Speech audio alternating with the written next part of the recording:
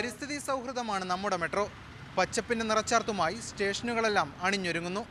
Gulf രാജ്യങ്ങളിലടക്കം ലോകത്തിന്റെ വിവിധയിടങ്ങളിൽ വൻ ട്രെൻഡായി മാറിക്കൊണ്ടിരിക്കുന്ന വെർട്ടിക്കൽ ഗാർഡൻ കൊച്ചി മെട്രോയ്ക്കും അഴകായി സ്റ്റേഷനുകളിൽ നിറയുകയാണ്. അലങ്കാരച്ചെടികൾ ചുവരിൽ ഘടിപ്പിച്ച പൗച്ചുകളിൽ വളർത്തിയെടുത്ത് ആകർഷകമായ ഉദ്യാനമൊരുക്കുന്ന സംവിധാനമാണിത്. ബയോവാൾ, ഗ്രീൻവാൾ തുടങ്ങിയ പേരുകളിലും ഇവ അറിയപ്പെടുന്നു. പില്ലറുകളിൽ പൂവിരിക്കുന്നതിനൊപ്പം ഇലച്ചെടികളുടെ മനോഹരക്കാഴ്ചയും ഏവരെയും ആകർഷിക്കും.